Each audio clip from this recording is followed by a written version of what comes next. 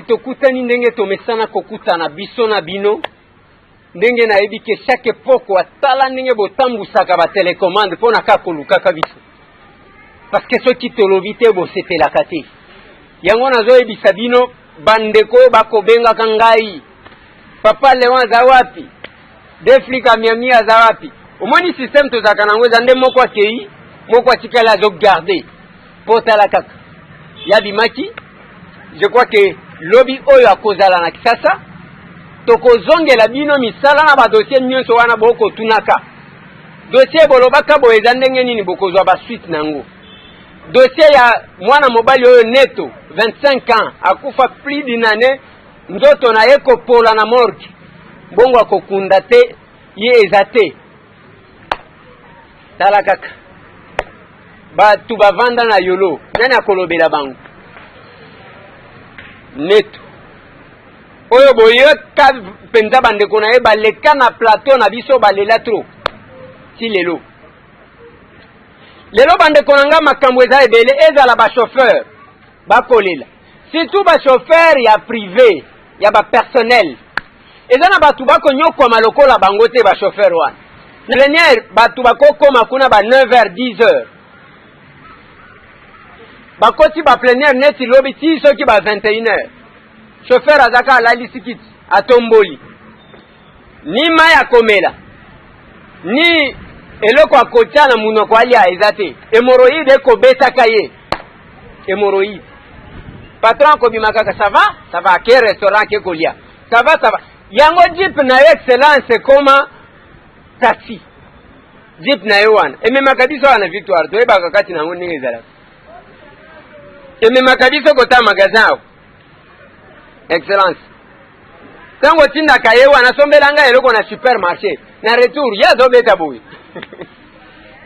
okomona ezobeta boye ozomituna jeep eza mpona nini ozokipe chauffeur te ka mpona $100 yango excellence $100 ata yo moko $100 wana ndako otangisa bana classe $100 wana ndako ofutela ndaku $100 wana ndako koka kovivre asombeli mpe mwasi elamba to asali ndenge nini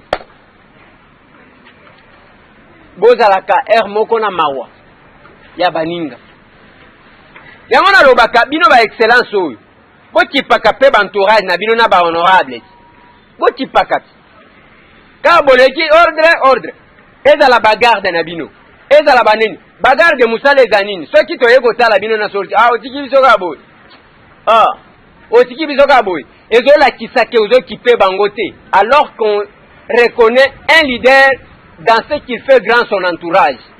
Ce n'est pas yo tala nzoto ezosopana tala entourage na yo bisika bikauka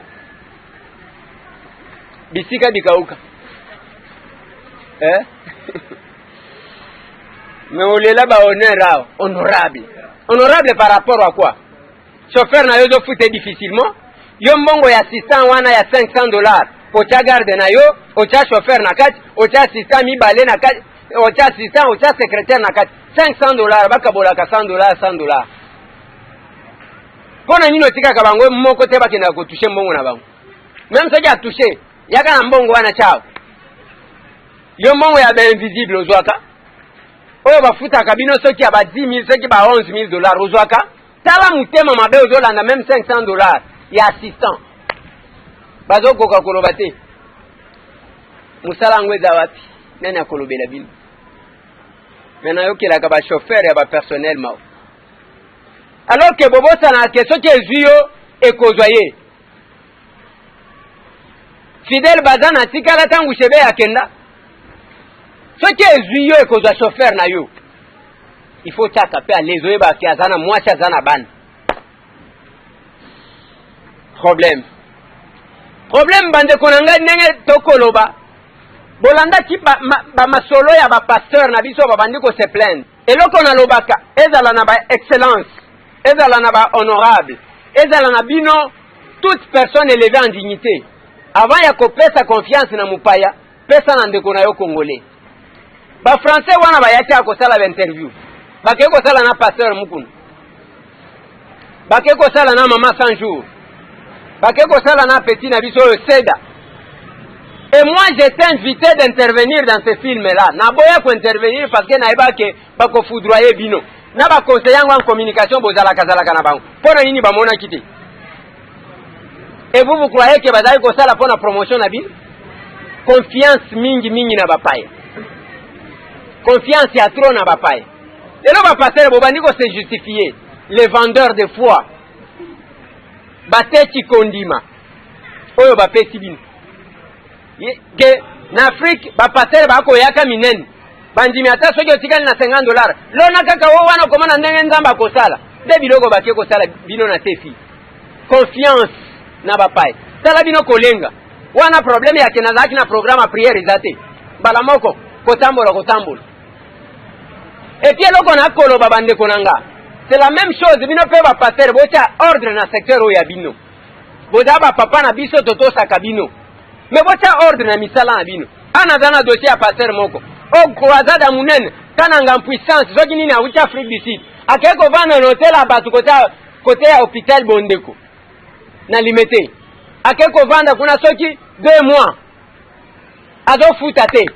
Azuna voiture moko ya Mercedes na ko pesa bino ba détail na émission prochaine. Na ko pesa bino ba détail. Mbongo abato alingi ko futate. Azu voiture, azu ba veste alobimo, botikelanga na lavage. Ndokande atiti azu nini? Azu bilamba kimi, pasteur. Et puis mi pesi kombo apôtre. Vous devez mettre de l'ordre dans ce que vous faites. Au monde. Quand vous bazolo banabino ba vendeur de foi. Et ça la passe. Parce que ceux qui ezalaka batu nyonso ya mituka bayebaka o ba piéton wana balobaka na bango tangu boluka ko tuta bango na nzela. Kokati kolobisa batu amakolo te. Ndenga moko pe soki batu amakolo boyebaka makambo ba mituka wana ndenge bafinga kabino tangu bokati sakawana. Likambo komi lokola ya Facebook na ba WhatsApp na ba Viber. Okuta ndaku kimia papa koloba te mama koloba te jusqu'à des heures tardives. Mama sololaka na nani babetaka masolo nini na WhatsApp na Facebook na Viber. Papa pe sololaka na nani. Wane banala te. Tellement que ba code oyo to chana ba téléphone. Nani akofungola téléphone a moninga. Ere yake mwati na mobile bo solola oyo na WhatsApp. Bo divorcer kagati. Alors que au moins mi bali na basi ya WhatsApp. Jamais mutu akocha elongia mabe. Au kanisa photo na ye ya bien mais jour okomona ye. Yo moko ko sanza okoyoka. Bilinga tina toile. Bilinga tina toile. Tina ba internet bilinga. Jour moko ndeko bandeko nanga itangu na kenaki palais du peuple. Ndeko moko zolo bananga ndeko Eliezer oyebi ke nalinga ko makasi. Mais nalinga ko za la position te. Ola kisa tendance ya ke yo za la ka opposante na lobi papa nani azaka opposant. Nani azaka opposante ngana journaliste patriote ngai. Na Kinshasa oyo toyebani toyebi nani asala kanini na journaliste patriote ngai tamu.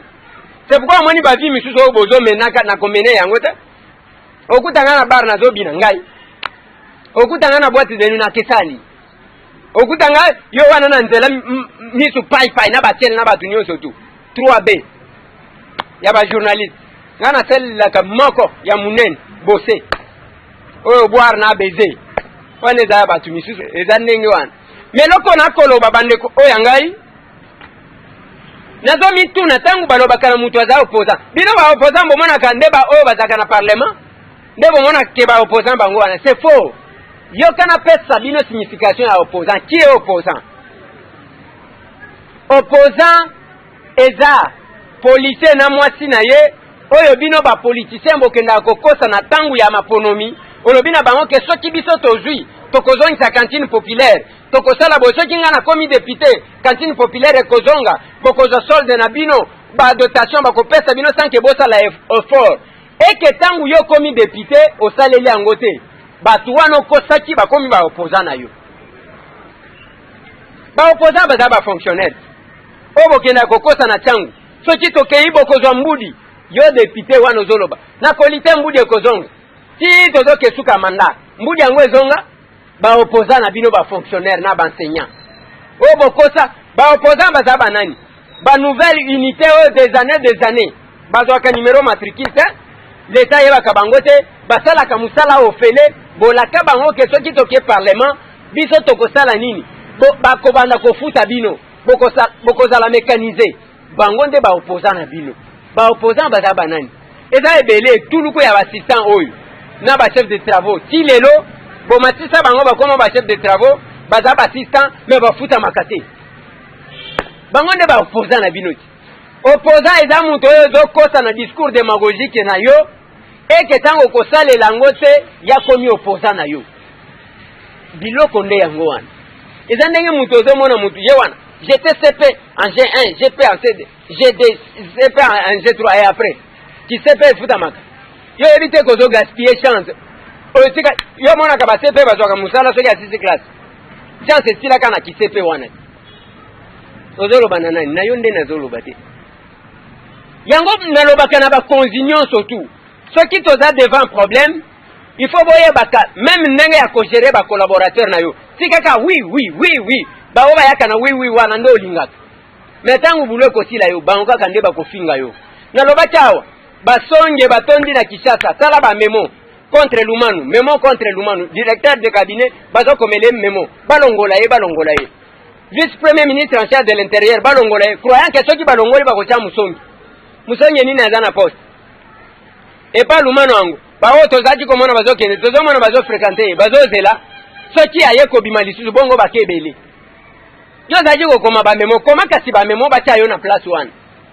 conseil na pesa bandeko ya mweka conseil na pesa ka bandeko na biso batetela soki bapesi bino poste de responsabilité botika kobundisa ndeko na bino boluka ke mususu abakisama comme ça bo élargir cercle olieka ya bamemo contre bandeko na bino l'autodestruction musala ya bakayen Lumanu avandi na ye na ONIP place batie na garage mais basonge baza wapi qui est responsable nani azosala quelque part les apati nalingi bolanda makambo ya bamapangu parce que nde masolo tokobeta lelo tobetaka o wana pona ndenge bokomelaka biso na badossier bopesaka biso makambo ya bamapangu dossier ya ULES Institut littéraire de Selembao oyo tokitaka papa mukwe na ye na plateau na biso kopesa réponse éclaircissement na ye bokolanda yango bokolanda dossier moko ya munene na makambo ya station na Bandal Chibangu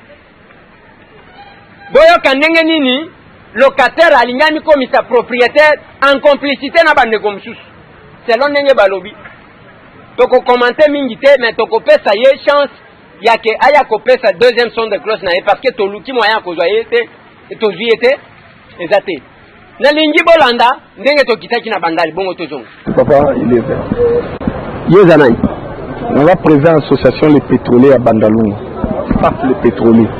staff les pétroliers toye awa na Bandal awa eza Bandali awa eza Bandal sinking dans Bandal makelele Chibangu tomoni station eza sima na yo awa tomoni basele est-ce que tokoti koyeba bino boyebi nini par rapport à la station ya lupango oyo eza na bon en réalité lupango eza ya feu papa Chibangu batia arrêt Chibangu donc lupango eza ya papa Chibangu atika bana mais tokamora ke bana soit disant bana batekaki lupango na mo basangani en famille bateki lupango eza station na concession eza na nsima mais esali ke locataire moko azalaki awa alobi toyebi te asombi espace oyo ya entrée ya liboso ya station oyo biso yebi ke motu so asombi lupango donc entrée wana eza ye biso bana Bandali nde toyebeli awa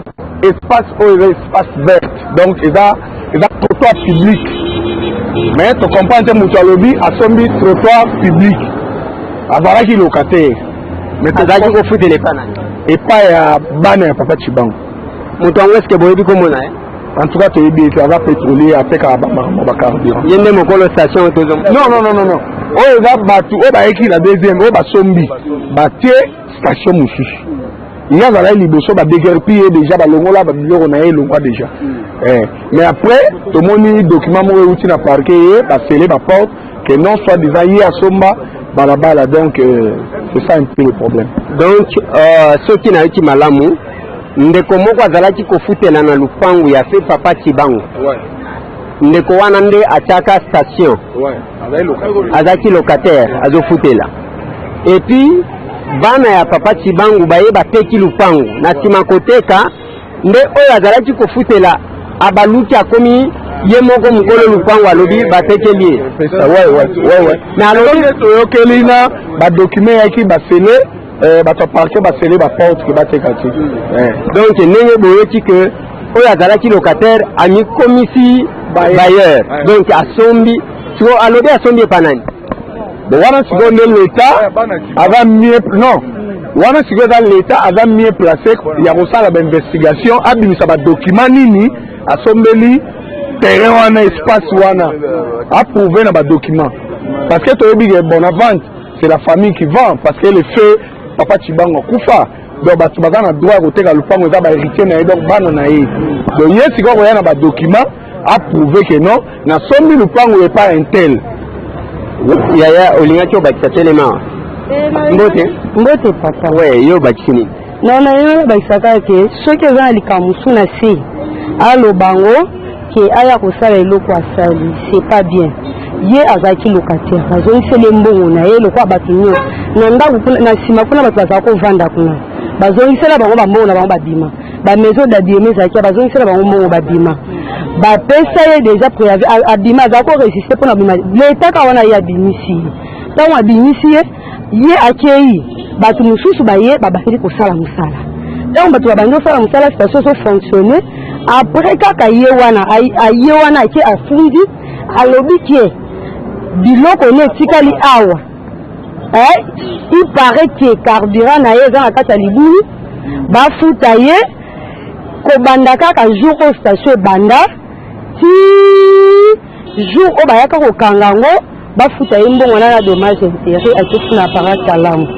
oteme mbote ndeko Eliezer yo za conseil ya nani ya mama wa sombi eloko boye madame Chen nini ezoleka na cliente na yo en fait ndenge toyebi ake eloko bandakala bana tokolezaka un bien ya famille Chibangu et famille Chibangu azali na locataire moko aboye société établissement Manette et asalaki offre na locataire na ye po asomba immeuble oyo boye asomba te bapropose bacondition nyonso paiement cash en tempérament a répondu à tout. C'est alors que Aoya couvrir les lancer offre nae pour vous intéresser madame Chen Aoya à son bien. Depuis ma manette à Kota Ali go foot à tête dès qu'elle est sous préavis Ali go foot à tête. Ce qui a amené madame Chen à déguerpir. Le nom a déguerpi par surprise pour comprendre était tant ma déguerpir ça station de contre madame Chen na partenaire nae pour discussion méchante pour anini balongola qui parce que pas ma déloger ba déguerpir ça va balongola biloko nae balongola biloko ne bukala qui te ba dit que la pompe est détruite pour vol parce que la tika qui 15 mètres cubes il y a carburant là-bas balobi qui alors que madame Chen a dit très prudente qu'est-ce qu'elle a fait Josango par expert bazui l'équivalent ya nini ya valeur ya nini ya carburant ba consigner bazui basombi 20 mètres cubes dans lui hôtel à part na bango par surprise baeko kanga on peut ba mettre en sous-scellé et maintenant moi je vous parle tu apprendre que tu veux expliquer tu as limite à l'opango nous sommes vraiment dans les limites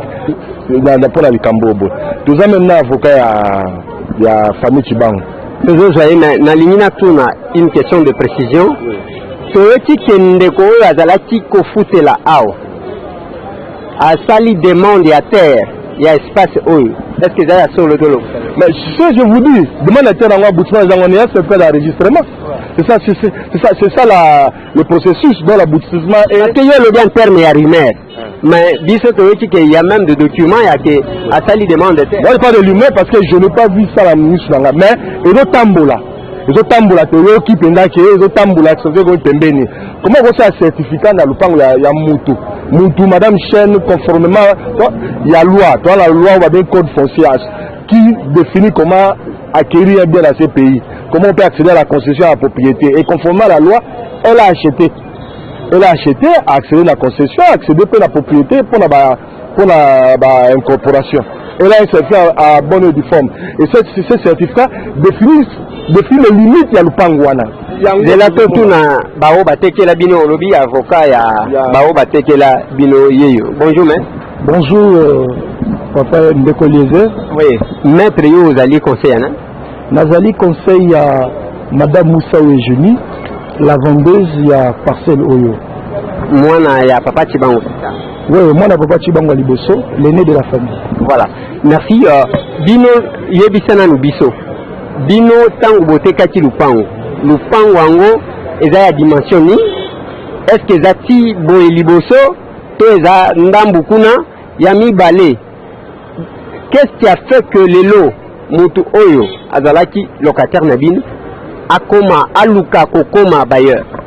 Bon, ce qui est vrai, la parcelle, partie au total de la parcelle, ezali station na partie ne surtout à Sima. Parce que eza la station, eza la côté batoni ba immeuble kuna, nous surtout eza ko se retrouver na kati ya certificat d'enregistrement, ba mesure eza kati ya certificat d'enregistrement au total saki bango yango eza wana toza ko kama mingi que mutu azaki locataire na biso lelo à prétendre que là bon je ne sais pas ceux qui propriétaires sont mis la parcelle oyo parce que aza mutu liboso te aza locataire ya liboso te ya mama Moussa avant ye ba entreprise pétrolière ezaki ebele entre autres mutu ya a remplacé qui société ya remplacé qui Sidwall toza na contrat toza pe na résiliation quand toza les résiliation à Sidwall na 2011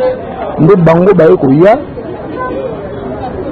tosigné na bango contrat ona esika oyo donc contrat eza awa je ne sais pas ce qui voilà contrat eza awa oyo tosignaki na bango biso cliente na ngai Misau Eugénie Chibango en tant que propriétaire esika oyo et puis société wana manette Jasper en tant que locataire. Pour nini station à la télé. Si les autres ont compris, nous avons toutes les preuves. Yango ezao. Ba document presque ño sotoye nango ezao. Awa d'abord ba tango ba déloger bango par l'administration. Bango ba ke au saisi parquet à grande distance à Kalam. Parquet a bandé instruction. Mais dans l'entretemps, il y avait des produits pétroliers dans la citerne. C'est un produit volatile. Tant que Yango Ezawana, non seulement volatile, mais dangereux pour la quartier Mobimba. Parce que si vous avez soin dans l'hôtel et que ça l'explosion, quartier Mobimba Ziki. Alors par réquisition. Mais c'est Didier Assala qui réquisition. Bango Baké, parquet hier, n'a pas inspecteur, Madame Chen, bah ko juger, bah certifier, bah quantité à carburant ils allaient dans la citerne. Bah estimer valeur nango, na pompe, na prix à pompe. Et Azan a 18, bah Azan a 18 000 et quelques litres, et ça litre total est à $20 000. Il y a consigné. Il y a consigné. Ndeko Didier. Donc Madame Chen a consigné frère Wanati le long de notre zone. $20 000 et Zana parquet et donc il y avait plus d'intérêt. Automatiquement carburant on a combattu déjà à monsieur Didier en principe. Parce que la valeur à la pompe a été déjà consignée. Mais n'empêche, il y a malgré consigné valeur, à ce cas-là jamais été caté. Puisque le pango est à Bango. Bah quand on discuter propriétaire le pango non muté. Bah longo li signe à manette. Bah c'est signe à Bango. Ba pompe vraiment ba longola ki ba ye ba installer ba pompe na bango moko madame Chen aye côté carburant na ye de plus de 30 000 litres ezao tango bango ba bandi ko teka tellement mboko yo trafic d'influence les kakanango mingi bango ba kena parquet kuna ono monsieur Didier azo teka carburant au lieu oya vérification non le même magistrat instructeur aye mbala moko mais to il faut ça la moins plutôt peut ça bien moins précision moko dossier ezalaki déjà demandé en communication à parquet général l'État a transmettre le dossier à Yepel Soussou, à Célé. Ça se passe pas comme ça. Mais qui a demandé le dossier en communication? Est-ce que ça bino parce que Moutoua Luka Keba c'est le dossier en communication et ça est mécontent par rapport à la décision. Nanyango senga qui dossier en communication. En fait, bango mokonde bango ba tu c'est ça qui trine ni parquet à grande distance Kalamu. Tango instruction comme ko kende pour na ba prévention bango moko ba yaki nango. Oh non, destruction méchante, tout ça. Instruction qui n'a défaveur na bango parce que le magistrat n'instruit pas qu'en charge. Il instruit en charge et en décharge. Alors tant l'instruction est au Kende, bango va montrer déjà que non, ma soleuse qui est bien fait bango va qu'il parquet général. Là aussi, il y a encore d'autres histoires. Bango moko mutu bakendaki na parquet à Kalamu. Tant ba moni ke makamuna bango bandi ko baluka. Bango moko ba mikendeli lisusu ko pour que batsenga dossier en communication. Tant que parquet général. Le parquet général. Tant que batsengi dossier en parquet général, dossier en communication. Magistrat instructeur, tant qu'on a dit dossier, il s'est dessaisi d'office du dossier. Mais bisous on comprend il y a d'autres dossiers à y sceller sur votre station. Ah, magistrat a dit dossier en communication na parquet général. Mais à y sceller station. Il y a même temps qu'on scellé. Donc, à Zaneti, il s'est dessaisi du dossier entre temps de il y a un élément important. La discussion, la discussion sur ma pompe d'Abango. Ma pompe d'Abango, ils allaient atteindre. Mais pourquoi vous scellez station? Ça, c'est un. Deuxièmement. Mais la destruction, vous allez même mettre. La destruction méchante, entre guillemets. Qui a détruit ce qui l'État est de guerre pire, Moutou. C'est-à-dire, Moutou, à Saleli, où l'État s'est engagé pour Salaté. La PC mise en demeure, à tout citer, bah, de guerre pire. Ce qui n'attend où il y a des guerpissements forcés par l'État et qui a eu des casses, qui est responsable. Et c'est l'État qui est venu de guerre pire ou c'est Bango même la citation directe. Bazolo Banini, avoir détaché méchamment, de créer une infraction à Bango qui bazolo n'a pas rattaché à la disposition prévue et puni, prévoyant punissant la décision méchante. Vous comprenez, Babi détaché. Témoin Bango va faire des faits devant le tribunal. Bazolo Baga qui tout le monde a dit bazolo démonter. Bango a dit que comme il se démontage, ils ont dit méchant. C'est-à-dire, un homme évolue là-bas. Non, expression. Il n'y a pas de décision méchante. C'est juste une action d'intention. Il y a qu'on nuire. Mais malheureusement, toujours le banni. Maître, place d'abord, il faut naïba. Peu de téléspectateurs, bah, kokakoyeba, po. Et zaka moi erreur mouké, mouto induire justice en erreur. Sans que batubaïba. Batubayaki ko démonter ba pompe na bango. Est-ce que zaba client a bino? Et zabino? L'État moutouatindaki la police pour un déguerpissement. Cette question est à Madame Mingi. Ça veut dire que tant que comme dans moment tout le monde que les conditions sont réunies pour déguerpir, Madame Chena, comment s'appelle là, Monsieur Didier Moutamoutou, ça détaille dans le service compétent à l'État, ça veut dire que la service d'urbanisme, s'adresser, déposer dossier là-bas bon uniforme et dans le niveau à l'État, estimer que toutes les conditions sont réunies pour déguerpir. Des émissions qui établi tout et tout et tant que vous avez établi nous avons manière d'avoir visé na jour en haut bailler conformément à la loi tant que bailler bango mo va reconnaître même devant le tribunal que tant bayaki na expert pour la démonter démonter en haut en haut libanda abo et si là qui va poser en haut batikali wana batali bi wana bango jusqu'à ce que ekei. Il n'y a pas eu de destruction, il y a eu des montages. La but de qu'on nuire,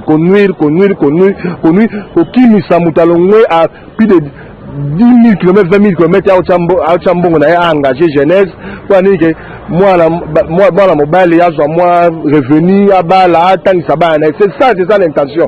Mais il ne faut pas bien permettre beaucoup de la moupayaye, escroquer, bilo kwa bana mboka. Parce que le moins fort, est-ce que quelqu'un est passé à son bon uniforme? Tu l'as suivi nos lacs de vente certificat en gros. Mon payaye, bien acquis sur le marché.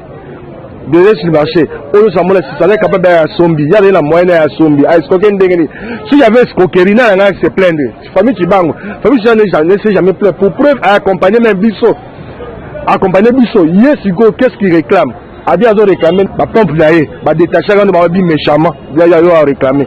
Abi que Bissot to yibi toyebi carburant na alors que le carburant jusqu'à ce que ezali wana likolo ya 18 000 litres, plus de 20 000 ya biso totia likolo ntango ese mélange yo kolobaka ntango batie na pompe boye oyo ezobima ezali ya manette oyo ezobima ezalaki non faut te mal en plus de cela tozwi 20 000 la valeur toconsigne pour la bango si jamais un petit souci récupérer cet argent là en réalité les clients ne doivent rien na bato parce que balekaka no bazwa mbongo na bango tosukisa préciser nano par rapport na bamo yo employé toyoki eza makasi mingi omoni contrat de bail entre locataire na madame Massaou oyo azalaki vendeuse ya cliente na biso madame Chen contrat de bail yango omoni contrat de bail yango wana nalakisi yo locataire preuve ya récupération ya garantie na ye moko moto akomi a récupérer garantie na ye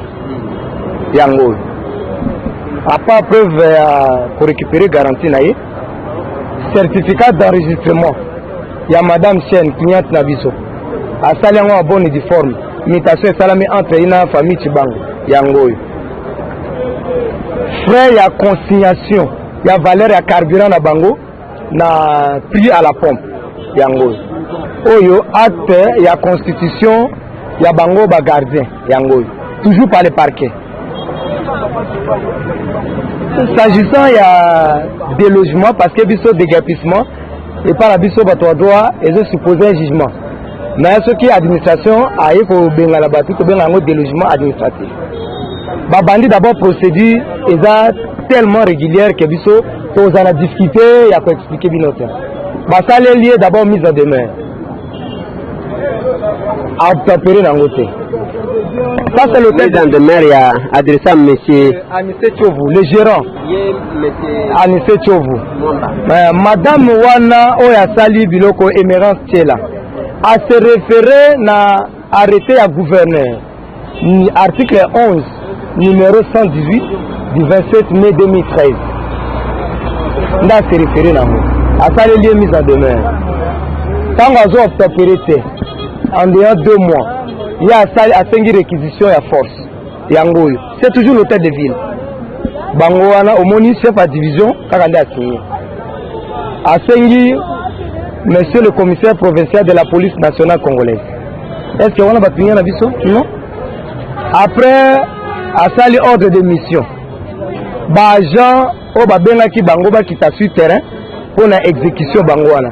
Chef de mission, il y a Benda.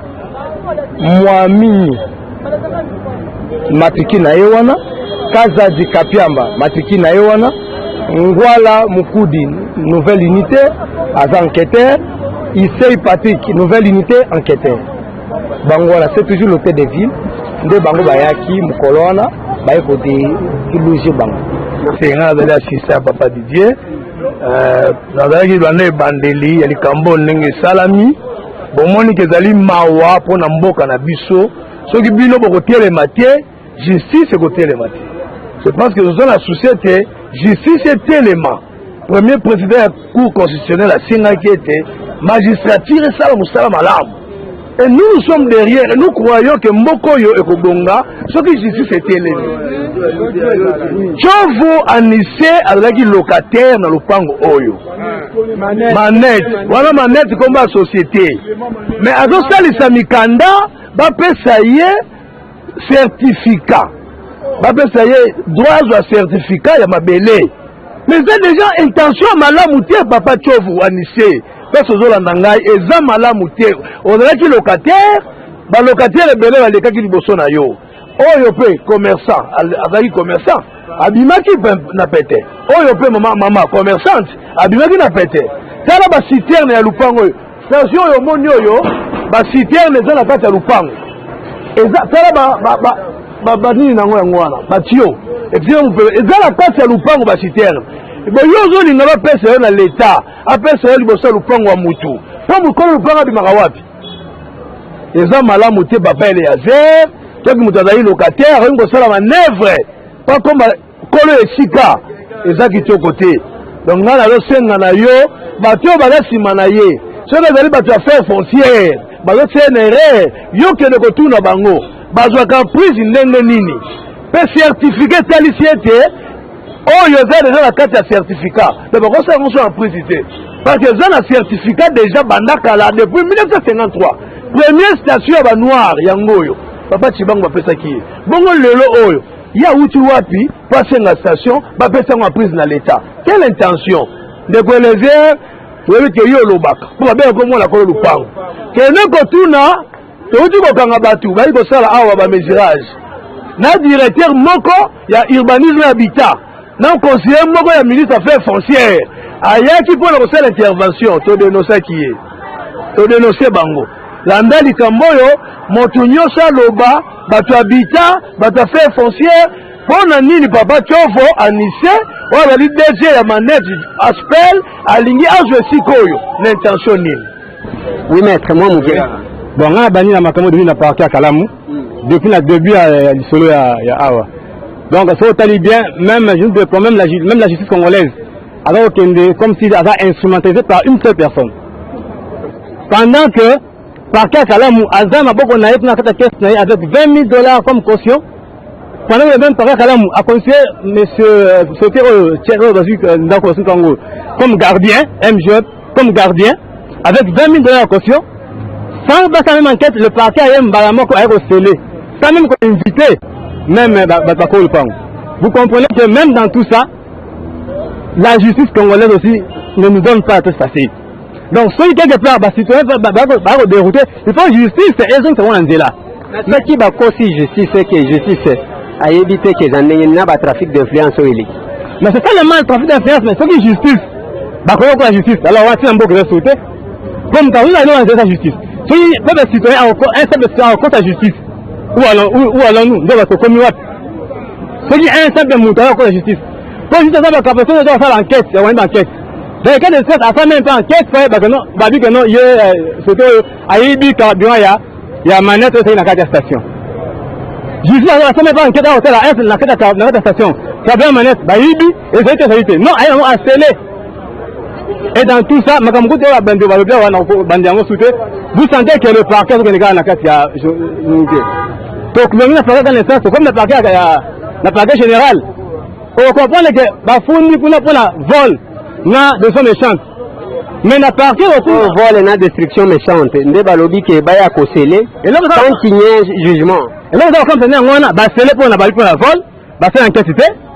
Bayeko na parquet comme expliquer ma caméra luka ni kanda le pango ya le pango yo na funyo kuna pas dossier à vol na dossier de méchant pourquoi est-ce que yo parquet on a enquête kuna kuma luka on ni kanda na yo babi que ça yo ça là en plus public tout ça donc on déroutait même le parquet on a même écrit la ministre Baebi j'ai écrit la ministre de la justice c'est moi qui ai écrit to remet ministre de l'urbanisme il y a après foncier parce que sans conseiller ministre de l'urbanisme le conseiller là ayaki na carte pour la police pas qu'on lui binisa batu oyo basanaka oyo baiko ça ba conseiller ya nani ya ministre Igoki ya ministre Bandu Habitat son conseiller un de ses conseillers est venu même pour faire sortir les gens à 23h la police.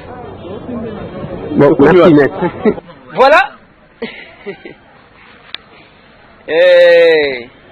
Moyen à commenter mingi ezate bolandi mituna ndenge totuni bakonja justice ngana to sakabino mingi parce que si vous ne représentez rien bakokachi ko retenir moko na binote na cour pénale internationale. Ils ont reconnu que la justice en RDC fonctionne, mais il ne faut pas que batu bako saka bino ba induire bino en erreur.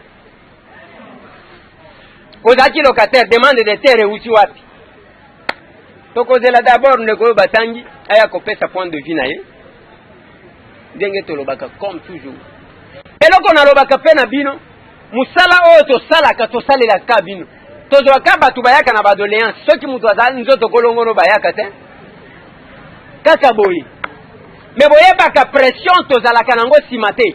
C'est ce que j'ai toujours dit, je servirai mon pays même soki mutu alingi te. Ce n'est pas parce que yo bon toti kango nanu tokoya kosongela même nasengi na bapapa pasteur omoni filme babimisi wana ete ya bino et puis botia ordre. Ce n'est pas tout le monde tellement que ezandeke mutu kaka lali ala muti on a vu vision nzamba la kisingai na komi apôtre na komi bishop ezana pasteur moko na koya kopesa bino kombo on a utaki na Afrique du Sud aya loger na hotel abatu ko futa zo futa te asalele ko tabonde aya ko kimisa ba veste abimisa ko ketike langa na lavage baye ba pese nina kiti wana bo pesa nga je vais voyager akimi azo batama na lemba baki ba ebisi biso. Mais ce n'est pas bien pasteur que ne ko futa mbongo abatu parce que talaka position ngo zalela kinango na hotel ngo wana so ki to bimisa ngo est-ce que ko zala bien position za kinene position kaka ndingwa na lingi bolanda makambo papa mukwene na selembao comme ça to ya kozonga to beta na bino masolo mais eloko ya WhatsApp papa leo zonga to beta masolo ango ya WhatsApp moi ça solo la kanana ni jusque tard mobile pa solo la kanana ni jusque tard mais keba na biloko ya Facebook bako tie l'hôtel le moi c'est longi kitoko moko komi lokola sai sai na sheri na hii alobi il faut na chayo na kiti pona toko mamulai moko bolan naza malamu merci mille. D'accord to sepeli ndenge oye awe pana biso papa mukwene tension ezali na selembao côté à terrain il est ndenge okati même bilili eleki avec tout ce qu'il y a eu balobi yo montez bon bah on dit que comme il se démontage ils ont dit méchant ça dit un même évolue là-bas non là-bas expression et bah voilà l'expression il y a pas de décision méchante c'est juste une action d'intention il y a connu mais malheureusement toujours bani maître place one d'abord il faut naeba pe ba téléspectateur ba ko koyeba po ezaka moi erreur muke muto a induire justice en erreur sans que ba tubayeba batu bayaki ko démonter ba pompe na bango est-ce que za ba client na bino eza bino to eza l'état muto atindaki la police pona déguerpissement cette question eza malamu mingi ça veut dire que tant que comme na moment to moni que les conditions za qui réunies pour ba déguerpir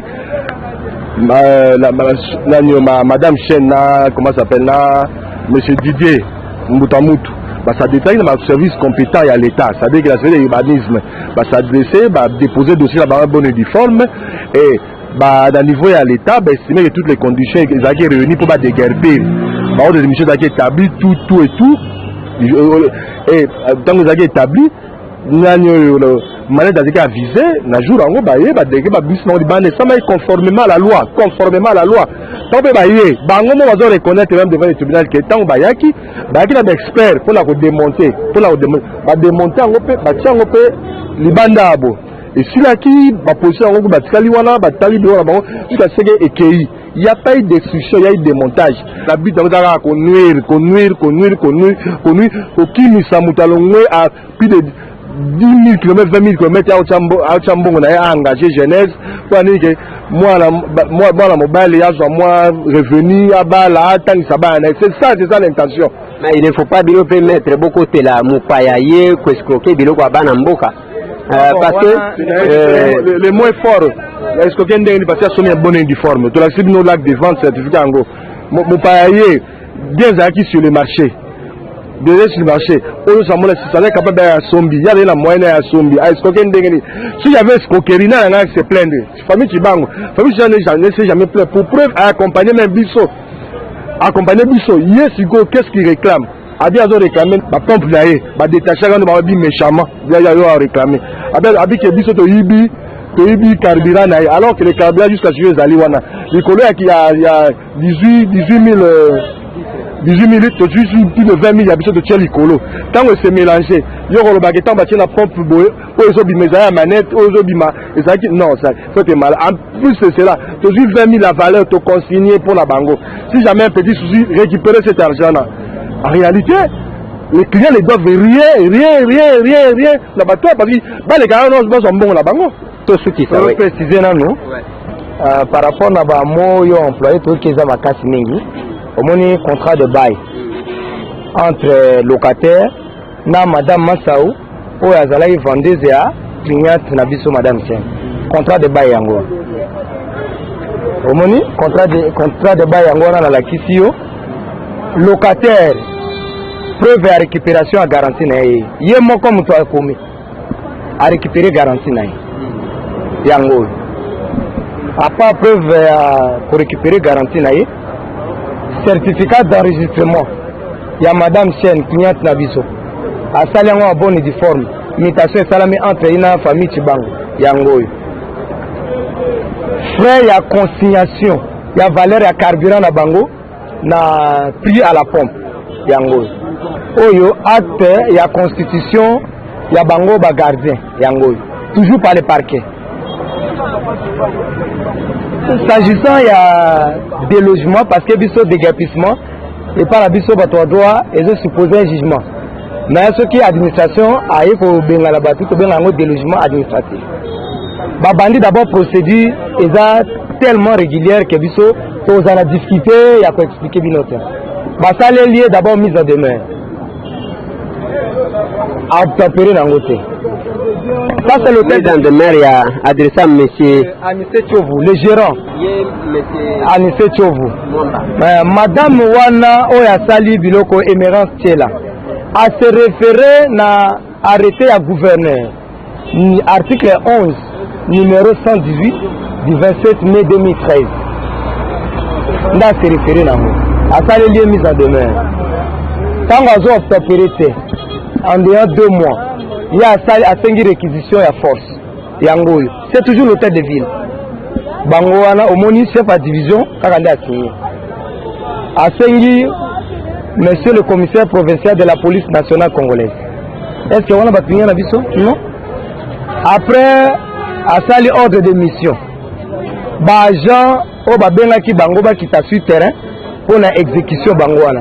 Chef de mission, il y a Benda Mwami matriki na yewana Kazaji Kapiamba matriki na yewana Ngwala Mukudi nouvelle unité as enquêteur Issei Patrick nouvelle unité enquêteur Bangola c'est toujours l'hôtel de ville nde bango bayaki mukolona baye côté loger bango c'est un de l'assistant papa Didier nazalaki bande bandeli ya likambo ndenge salami bomoni kezali mawa pona mboka na biso soki bino bokotelema te justice ekotelema te.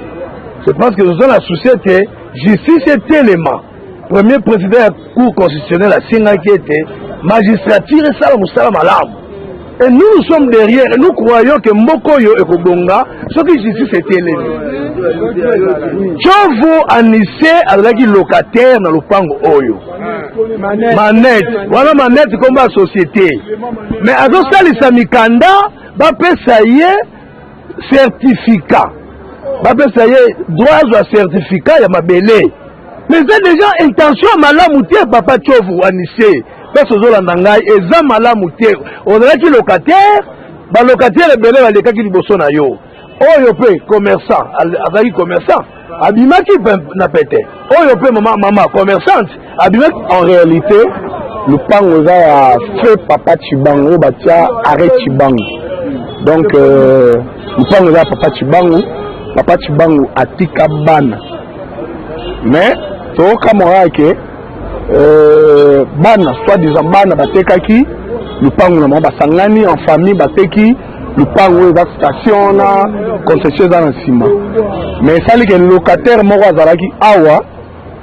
alobi toyebi te asombi espace oyo ya entrée ya liboso ya station oyo biso yebi ke motu so asombi lupango donc entrée wana eza ye biso bana banda nde toyebeli awa espace oyo eza espace vert donc eza trottoir public mais tocomprendre te motu alobi asombi trottoir public azalaki locataire mais azalaki kofutela epai ya bana ya papa Chibango moto yango eske boyebi komona en tout cas toyebi ete aza pétrolier atekaka bamakambo bacarburant ye nde mokolo station tozo non oyo eza bato oyo bayeki na deuxième oyo basombi batie station mosusu ye azalaki liboso badegerpi ye déjà balongola babiloko na ye elongwa déjà mais après tomoni document moko euti na parquet ye basele baporte que non soit disant ye asomba balabala donc c'est ça un peu le problème. Donc soki na yuti malamu ndeko moko azalaki kofutela na lupangu ya fe papa Chibango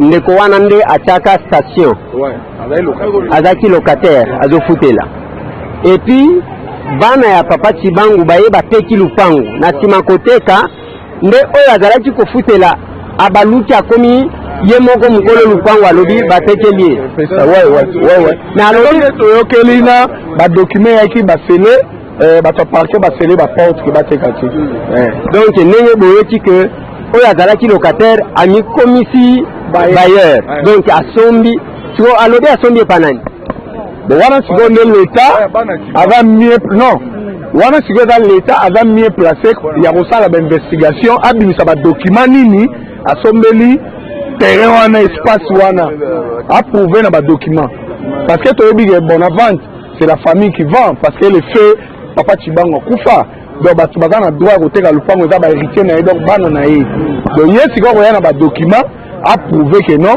nasombi lupango epa intel yaya olingaki obakisa telema mbote papa we yo obakisi nini non yo obakisaka ke soki eza na likambo mosusu na se alobango ke aya kosala eloko asali c'est pas bien ye azalaki locataire bazongiseli mbongo na ye lokwa bato nyonso na ndako na nsima kuna bato bazala kovanda kuna bazongisela bango bambongo na bango babima bamaison d'abieme ezalaki bazongisela bango mbongo babima bapesa ye déjà préavis abima azala koresiste mpona bima letaka wana ye abimisi ye ntango abimisi ye akei bato mosusu baye babaseli kosala mosala ntango bato babandi kosala mosala station ezofonctionne après kaka ye wana ake afundi alobi ke biloko ne etikali awa il paraît que carburant na ye eza na kati ya libulu bafuta ye kobanda kaka jour oyo station ebanda ti jour oyo bayaka kokanga yango bafuta ye mbongo na dommage intérêt akefuna apparat kalamu mote ndeko liese yo eza conseil ya nani ya mama wa sombi eloko boye madame Chen nini ezoleka na cliente na yo en fait ndenge toyebi ake eloko banda kala banga tokolezaka un bien ya famille Chibango et famille Chibango azali na locataire moko ya boye société établissement manette et asalaki offre na locataire na ye po asomba immeuble oyo boye asomba te bapropose bacondition nyonso paiement cash en tapérament à répondre à tout. C'est alors que Aoya couvrir les lancers offres nae pour intéressé madame Chen Aoya à son bien. Depuis ma manette à Kota ali go futate bien que tu as sous préavis ali go futate. Ce qui a amené madame Chen à déguerpir. Le nom a déguerpi par surprise pour comprendre était tant ma déguerpir cette station durée contre madame Chen na partenaire nae pour discussion méchante pour anini balongola qui parce que pas ma déloger ba déguerpir ça va balongola biloko nae balongola biloko ne bukala qui te babi que ba pompe za qui détruit pour vol parce que la tika qui 15 mètres cubes il y a carburant là-bas balobi que biso alors que madame Chen Azagi très prudente, qu'est-ce qu'elle a fait? A fait Josango par expert, basé l'équivalent ya nino ya valeur ya nino ya carburant, ba consigné, basé sombi 20 mètres cubes, dans lui hôtel à part na bango. Par surprise, eko kanga, on peut mettre en sous-scellé. Et maintenant, moi je vous parle, tu apprendre que tu veux expliquer la limite à l'opango, nous sommes vraiment dans les limites. Pour la Cambobo. Nous avons maintenant avocat de la famille Chibango. Nous avons une question de précision. Tu veux que Ndeko Azalaki Kofute la Ao a sali demande à terre, il y a espace où est-ce que ça a sur le dolo? Mais ce que je vous dis, demande à terre en aboutissement, c'est fait l'enregistrement. C'est ça le processus dans l'aboutissement. Et il y a le bien terme et à rumeur. Mais il y a même des documents qui a sali demande de terre. Moi je parle de rumeur parce que je n'ai pas vu ça la ministre dans la main. Et le tambola. Les autres tambola, qui pendant que les autres tambola, comment vous avez un certificat dans le pan, il y a Moutou, madame Chen, conformément, il y a loi, la loi va bien code foncier qui définit comment acquérir un bien dans ces pays, comment on peut accéder à la concession à la propriété. Et conformément à la loi, elle a acheté. Elle a acheté, a accédé à la concession, a accédé à la propriété pour la incorporation. elle a un certificat à bonne et due forme. Et ce certificat définit les limites de l'Upangwana. Zela totuna bao batekela bino olobi avocat ya bao batekela bino yeyo. Bonjour maître. Bonjour papa Ndeko Liézer. Oui, maître yo ozali conseil na. Nazali conseil à madame Moussa Eugénie, la vendeuse ya parcelle Oyo. Mwana ya papa Chibango. Oui, moi na papa Chibango Liboso, l'aîné de la famille. Voilà. Merci. Bino yebisana no biso. Bino tango botekaki lupango. Lupango ango eza ya dimension ni. Est-ce que zati boye liboso to eza ndambu kuna ya mibale? Qu'est-ce qui a fait que lelo mutu oyo azalaki locataire na bino akoma aluka kokoma bailleur?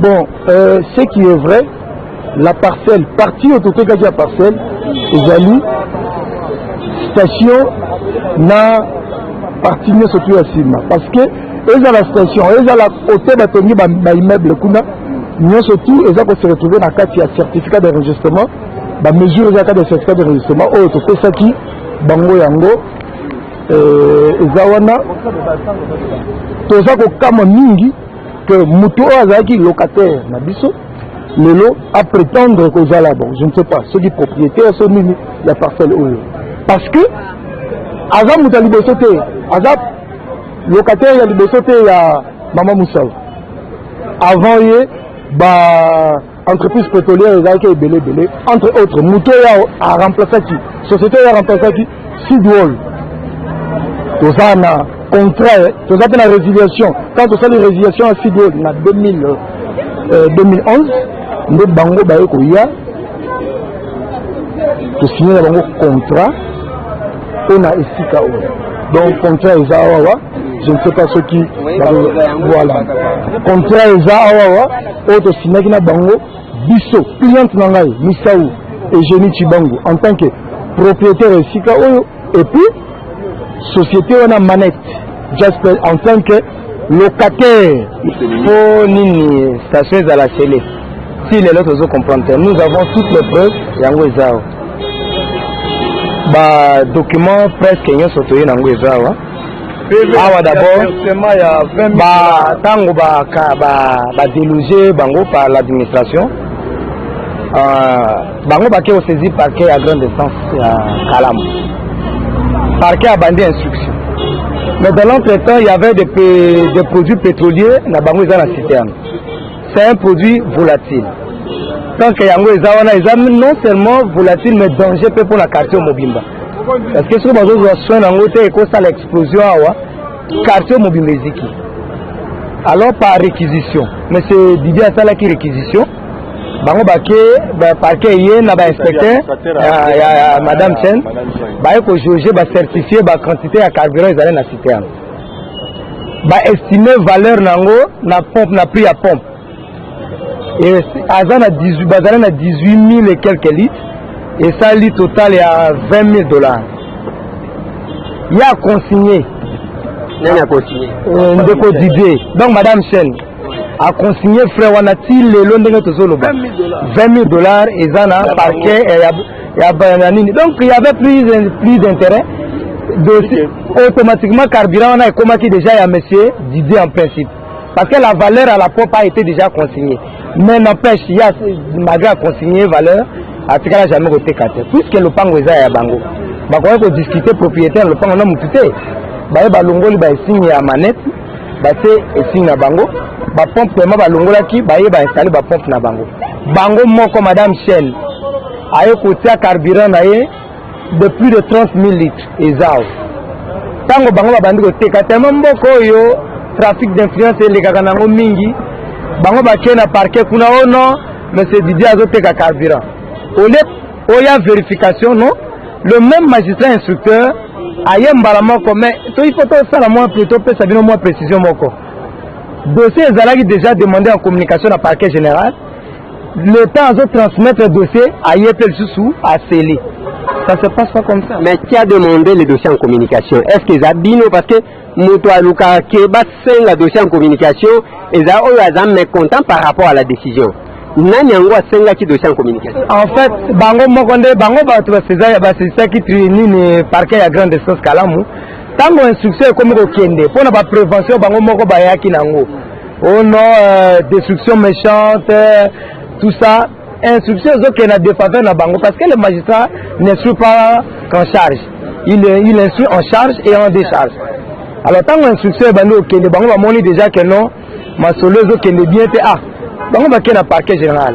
Là aussi il y a encore d'autres bango moko mutu bakendaki na parquet ya Kalamu tango bamoni ke makambo na bango ebandi kobaluka bango moko bamikendeli lisusu pour que basenga dossier en communication tango parquet général na parquet général tango basengi dossier en parquet général na dossier en communication magistrat instructeur tango atindi dossier il s'est dessaisi d'office du dossier mais biso to comprendre te il y a azotinda dossier aye ko sele sous station magistrat atindi dossier en communication na parquet général mais aye ko sele station aye en même temps ko sele donc azaneti il s'est dessaisi du dossier entre temps de gérer. Il y a un élément important. La discussion la discussion sur ma pompe d'Abango. Ma pompe d'Abango, ils allaient à mais pourquoi vous scellez station? Ça c'est un. Deuxièmement. Mais la destruction, vous allez même mettre. La destruction méchante, entre guillemets. Qui a détruit ce qui l'État est de guerre pire, Moutou. C'est-à-dire Moutou a saleli ou l'État s'engage au salaté. Bapese mise en demeure, a tout cité baïba de guerre pire. Ce qui n'attend où il y a des déguerpissement forcé par l'État et qui a eu des casses, qui est responsable. Et c'est l'État qui est venu déguerpir ou c'est Bango même la citation directe. Bazolo Banini avoir détaché méchamment, de créer une infraction à Baromo qui bazon va rattacher à la disposition prévue et prévoyant punissant la décision méchante. Vous comprenez, Babi détaché. Témoin Baromo va faire des faits devant le tribunal. Bazolo Baga qui tout le monde a dit Bazolo démon.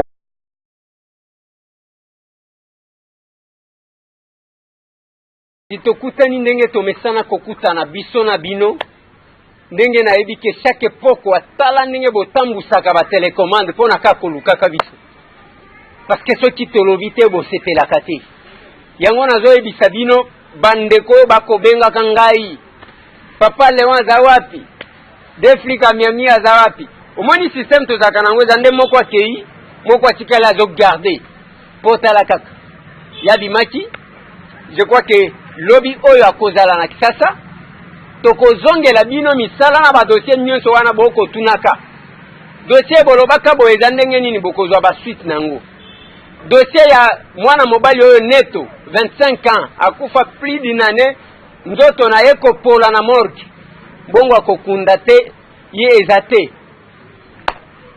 tala kaka batu bavanda na yolo nani akolobela bango Neto oyo boyoka penza bandeko na ye baleka na plateau na biso balela tro ti lelo bandeko na nga makambo eza ebele ezala bachauffeur bakolela surtout bachauffeur ya privé ya bapersonnel eza na batu bakonyokoma lokola bango te bachauffeur wana na plénière batu bakokoma kuna ba 9h 10h bakoti ba plénière neti lobi ti soki ba 21h chauffeur azaka alali sikiti atomboli ni mai akomela ni eloko akotia na munoko alia eza te hémorroïde ekobetaka ye hémorroïde patron akobimaka kaka ça va ke restaurant ke kolia ça va yango jeep na yo excellence koma taxi jeep na yo wana ememaka biso wana Victoire toyebaka kati nango ndenge ezalaka ememaka biso kota magasin awo excellence tango tindaka ye wana sombelanga eloko na supermarché na retour ya azobeta boye okomona ezobeta boye ozomituna jeep eza mpona nini ozokipe chauffeur te ka mpona $100 yango excellence $100 ata yo moko $100 wana ndako otangisa bana classe $100 wana ndako ofutela ndaku $100 wana ndako koka kovivre asombeli mpe mwasi elamba to asali ndenge nini bozalaka air moko na mawa ya baninga yango nalobaka bino ba excellence oyo bokipaka mpe bantourage na bino na ba honorable boti pakati ka boleki ordre ezala bagarde na bino ezala banini bagarde musala ezanini soki toye kotala bino na sorti otiki biso ka boye otiki biso ka boye ezolakisa ke ozokipe bango te alors qu'on reconnaît un leader dans ce qu'il fait grand son entourage. Ce n'est pas yo tala nzoto ezosopana tala entourage na yo bisika bikauka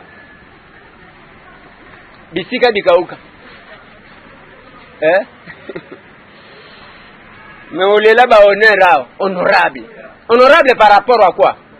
Chauffeur na yo zo fute difficilement yo mbongo ya assistant wana ya $500 ocha garde na yo ocha chauffeur na kati ocha assistant mibale na kati ocha assistant ocha secrétaire na kati $500 bakabolaka $100 pona nino tika ka bango moko te bakenda ko toucher mbongo na bango même soki a toucher yaka na mbongo wana chao yo mbongo ya invisible ozwaka oyo bafutaka bino soki ya ba 10,000 soki ba $11,000 ozwaka tala mutema mabe ozolanda même $500 ya assistant bazokoka koloba te musala yango eza wapi nani akolobela bino mena yokelaka bachauffeur ya bapersonnel mao alors que bobosana ke soki ezwi yo ekozwa ye fidèle baza na tikala ntango shebe akenda soki ezwi yo ekozwa chauffeur na yo il faut tiaka mpe alezo oyebaki aza na mwasi aza na bana problème bandeko na ngai ndenge tokoloba bolandaki bamasolo ya bapasteur na biso babandi kose plaindre eloko nalobaka ezala na baexcellence ezala na bahonorable ezala na bino toute personne élevée en dignité avant ya kopesa confiance na mupaya pesa na ndeko na yo congolais bafrançais wana bayaki akosala bainterview bakei kosala na pasteur mukunu bakei kosala na mama 100 jours bakei kosala na petit na biso oyo seda.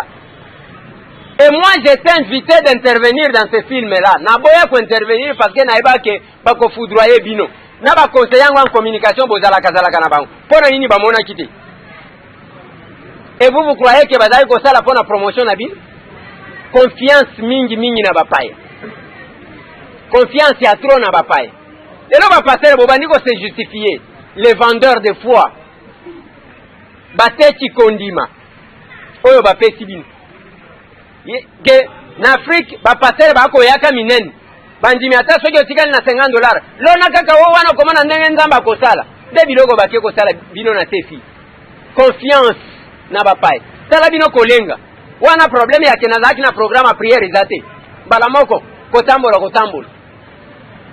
et puis eloko nakoloba bandeko na nga c'est la même chose bino mpe bapasere botya ordre na secteur oyo ya bino boza bapapa na biso totosaka bino mais botya ordre na misala na bino ana aza na dossier ya pasteur moko okoaza da munene kananga puissance soki nini awuti Afrique du Sud akei kovanda na hotel ya bato kote ya hôpital Bondeko na limete akei kovanda kuna soki 2 mois azofuta te azwi na voiture moko ya Mercedes nakopesa bino badetail na émission prochaine nakopesa bino badetail mbongo ya bato alingi kofuta te azwi voiture azwi baveste alobi mo botikelanga na lavage nzoka nde atiti azwi nini azwi bilamba kimi pasteur et puis amipesi kombo apôtre. Vous devez mettre de l'ordre dans ce que vous faites omoni ntango bazoloba na bino bavendeur de foi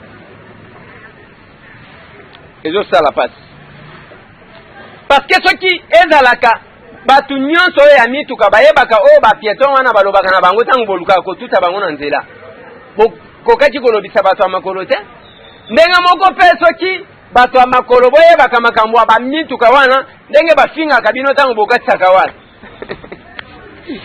likambo ekomi lokola ya Facebook na ba WhatsApp na ba Viber okuta ndaku kimia papa koloba te mama koloba te jusqu'à des heures tardives mama sololaka na nani babetaka masolo nini na WhatsApp na Facebook na Viber papa pe sololaka na nani wana ebana bata tellement que ba code oyo to chana ba téléphone nani akofungola téléphone a moninga ere yake mwasi na mobile bosolola oyo na WhatsApp bo divorcer kaka alors que omoni mibali na basi ya WhatsApp jamais moto akotia elongi ya mabe akokangisa foto na ye ya bien mais jour okomona ye yo moko okosanza okoyoka bilingalinga tina toile bilingalinga tina toile tina ba internet bilingalinga jour moko bandeko na ngai ntango nakendaki palais du peuple ndeko moko azoloba na nga ndeko Eliezer oyebi ke nalinga ko makasi me nalinga kozala na position te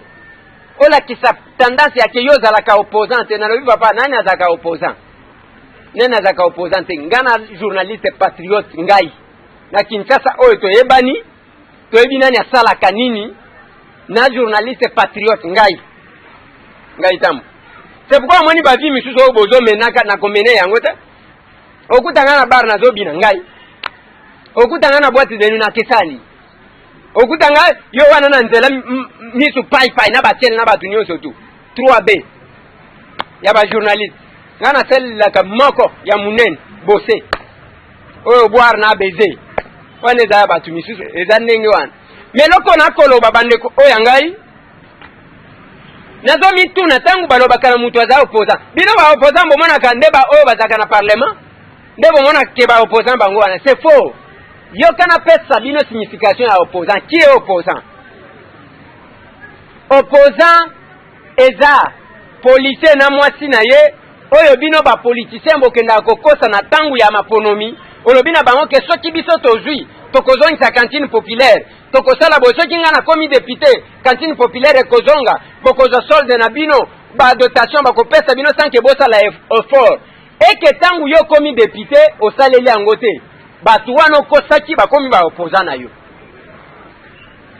baopposant baza bafonctionnaire oyo bokenda kokosa na ntango soki tokei bokozwa mbudi yo député wana ozoloba nakolite mbudi ekozonga ti tozokesuka manda mbudi yango ezonga baopposant na bino bafonctionnaire na baenseignant oyo bokosa baopposant baza banani banouvelle unité oyo des années bazwaka numéro matricule te leta yebaka bango te basalaka mosala ofele bolaka bango ke soki toke parlement biso tokosala nini bakobanda kofuta bino bokozala mécanisé bango nde baopposant na bino baopposant baza banani eza ebele tuluku ya bassistant oyo na bachef de travaux ti lelo bomatisa bango bakoma bachef de travaux baza bassistant me bafutamaka te bango nde baopposant na bino ti opposant eza moto oyo ezokosa na discours démagogique na yo eke ntango kosalela yango te yakomi opposant na yo biloko nde yango wana eza ndenge moto ozomona moto ye wana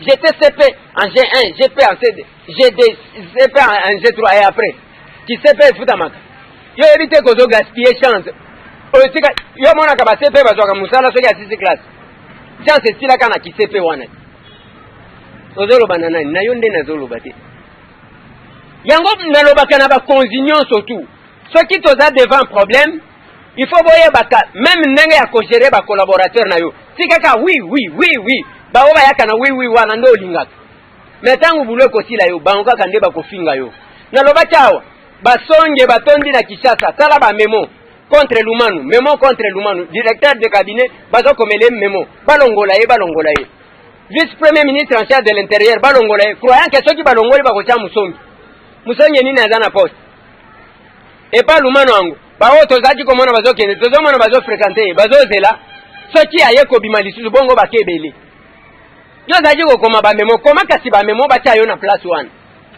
conseil na pesa bandeko ya mweka conseil na pesa ka bandeko na biso batetela soki bapesi bino poste de responsabilité botika kobundisa ndeko na bino boluka ke mususu abakisama comme ça bo élargir cercle olieka ya bamemo contre bandeko na bino l'autodestruction musala ya bakayen Lumanu avandi na ye na ONIP place batie na garage mais basonge baza wapi qui est responsable nani azosala quelque part eza pasi nalingi bolanda makambo ya bamapangu parce que nde masolo tokobeta lelo tobetaka o wana mpona ndenge bokomelaka biso na badossier bopesaka biso makambo ya bamapangu dossier ya ULES Institut littéraire de Selembao oyo tokitaka papa mukwe na ye na plateau na biso kopesa réponse éclaircissement na ye bokolanda yango bokolanda dossier moko ya munene na makambo ya station na Bandal Chibangu